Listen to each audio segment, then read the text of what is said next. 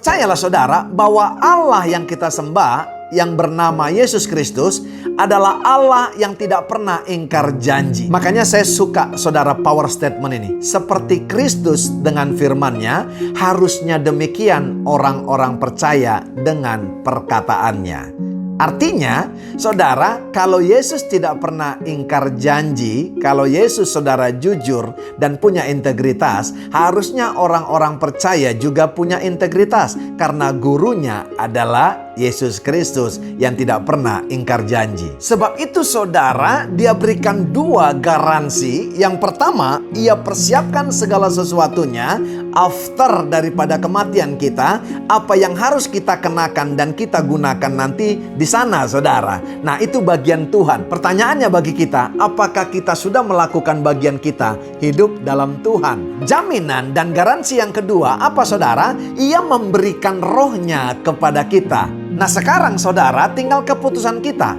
Apakah kita mau manifestasikan roh itu atau tidak? Menjadi pertanyaan yang mau saya angkat. Rohnya yang mana yang diberikan kepada kita sebagai jaminan? Saudaraku yang kekasih, 2 Timotius 1 ayat 7 berkata, sebab Allah memberikan kepada kita bukan roh ketakutan, melainkan roh yang membangkitkan kekuatan, kasih dan ketertiban. Haleluya. Ya kan? Bahasa Indonesia masa kininya dikatakan begini, sebab roh yang Allah berikan kepada kita, sebab roh yang diberikan Allah kepada pendeta Royal Purba, ya kan, bukanlah roh yang membuat kita menjadi penakut. Sebaliknya, roh Allah itu membuat kita menjadi kuat, penuh dengan kasih dan dapat menahan diri. Nah, saudara, makanya saya katakan tadi, ini saatnya saudara kita menunjukkan kepada dunia ada titik pembeda antara orang percaya kepada orang yang tidak percaya. Lewat apa saudara? Yang pertama saya mau berkata, dalam keadaan yang menakutkan dan coba melemahkan, kita tetap kuat. Haleluya. Iya kan? Di mana-mana sekarang cerita orang COVID, saudara. Di mana-mana cerita orang sekarang melemahkan. Kalau bisa saya variabelkan saudaraku yang kasih cuma 3, saudara. Kehilangan pekerjaan, kehilangan mata pencarian, yaitu sakit, saudara. Kita dengar kabar sekarang, saudara. Di sana sini rumah sakit sudah penuh dan full. Saudara, saya mau berkata, ketika tidak ada lagi yang bisa diharapkan, saya mau berkata kepada saudara, kemana lagi kita berharap, saudaraku yang kasih? Tetaplah berharap kepada Tuhan, karena hanya Tuhan yang bisa memulihkan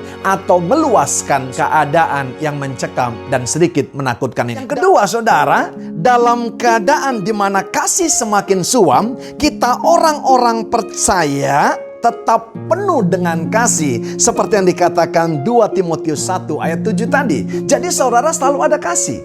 Saudara mungkin berkata begini, bagaimana cara mengasihi? Bertemu dengan orang sekarang Pak nggak bisa. Saudara lihat saudara, iblis pun mau ambil kesempatan. Karena apa? Kita kadang-kadang diposisikan saling curiga kepada orang lain. Haleluya. Dulu kalau teman kita bersin kita katakan God bless you, betul nggak? Sekarang teman kita di samping kita bersin, kita katakan setan you, betul nggak? Kita pikir dia COVID, saudara. Haleluya. Nah, saudara, kalau kita nggak penuh dengan kasih, kita akan saling mencurigai, saudaraku yang kasih. Nanti poin 3-nya akan saya jelaskan. Saya nggak berkata kepada saudara mendekatkan diri kepada orang yang COVID terus sentuh-sentuhan. Nggak. Poin ketiganya saya akan jelaskan. Haleluya. Tapi saudaraku yang kasih tetap harus berjalan. Rasul Paulus, saudaraku yang kasih, berkeinginan beberapa kali pergi ke Roma. Tahu saudara, dia tidak pernah pergi ke Roma, saudara, karena Alkitab mencatat ada begitu banyak halangannya. Kalaupun dia, saudaraku yang kasih, pernah mendarat di Roma karena dia tawanan. Tapi tahukah saudara, Rasul Paulus tidak pernah pergi ke Roma, tapi suratnya, saudara, tetap sampai ke Roma. Dan orang Roma, saudara, diberkati daripada pengajaran-pengajaran surat-surat Rasul Paulus. Hari ini kita punya handphone, saudara. Kita bisa WA orang lain, kita bisa Instagram depan orang lain, kita bisa posting di FB saudara, hal-hal yang menggugah, hal-hal yang membuat orang lain saudara bangkit imannya, dan saudara bisa menjadi berkat. Haleluya. Saudara, sekarang ada GoFood, engkau yang punya uang. Sekarang ada GoSend, sekarang ada Gojek saudara. Temanmu saudara kena COVID, saudara temanmu saudara lagi sakit, engkau tidak bisa datang ke sana. Pakai GoFood bisa saudara. Itu kita pesan, beberapa menit lagi sampai kepada teman kita. Nah, jadi lihat baik, di dalam keadaan kasih yang semakin suam, orang-orang percaya tetap penuh dengan kasih. Tidak ada alasan saudara. Hari-hari ini saudaraku yang kekasih, Tuhan saudara tahu apa yang terjadi.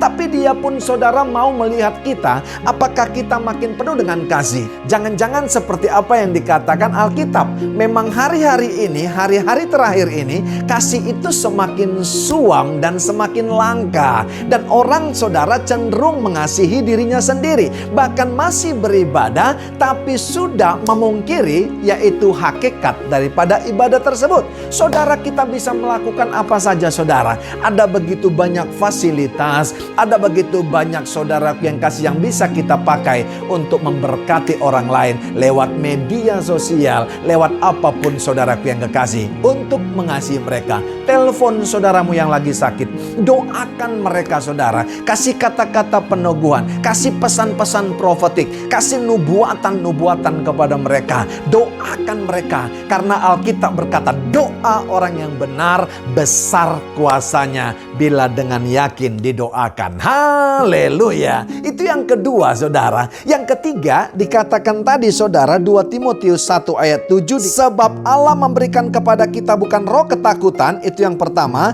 melainkan roh yang membangkitkan kekuatan, kasih dan ketertiban. Haleluya. Yang kedua adalah kasih, yang ketiga adalah ketertiban. Pakai bahasa Indonesia masa kininya dikatakan saudara, dapat menahan diri. Saudara, hari-hari ini apa yang bisa membedakan kita? Orang-orang percaya hidupnya harus semakin tertib. Karena apa? Jangan menjadi orang-orang yang barbar. Makanya saya catat yang ketiga, dalam keadaan barbar dan kisru kita tetap bisa tertib dan menahan diri. Nah, ada yang disebut prokes, yaitu protokol kesehatan. Pakai masker, cuci tangan, jangan keluar rumah kalau tidak penting-penting sekali saudara. Iya kan? Saudaraku yang kekasih, mungkin engkau berkata begini, Pak, kalau aku nggak keluar rumah Pak, nggak makan. Saudara, kalau memang penting banget, pergilah saudara. Tapi saudaraku yang kekasih harus ikuti prokes daripada pemerintah.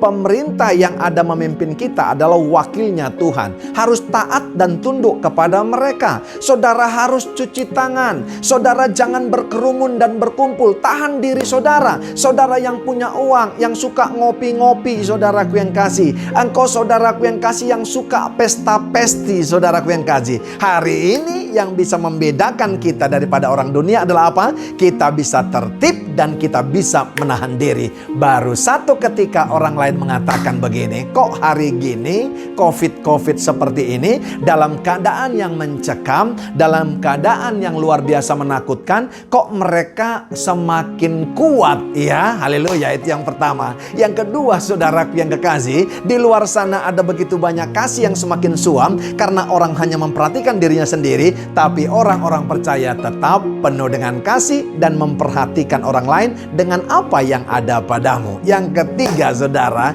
ternyata titik pembeda kita dengan dunia hari ini, waktu orang barbar saudara, waktu orang pesta-pesti dan berkumpul, tidak saudara menuruti yang namanya prokes, kita tetap tertib saudaraku yang kasih. Pakai masker, kita cuci tangan, tidak kumpul-kumpul, tidak pergi keluar rumah kalau tidak penting, dan saudaraku yang kekasih, kita tetap bisa menahan diri. Saudaraku yang kasih, hari ini Tuhan luaskan mata pencaharian kita saudara, penghasilan kita kurang, kita menahan diri. Untuk saudara, dulu kita bisa makan pizza 2 kali seminggu. Mungkin hari ini kita bikin pizza di rumah dengan anak-anak. Mungkin saudaraku yang kekasih, dulu kita harus makan salmon saudara 3 kali seminggu. Sekarang telur ceplok pun saudaraku yang kasih, doa kencang.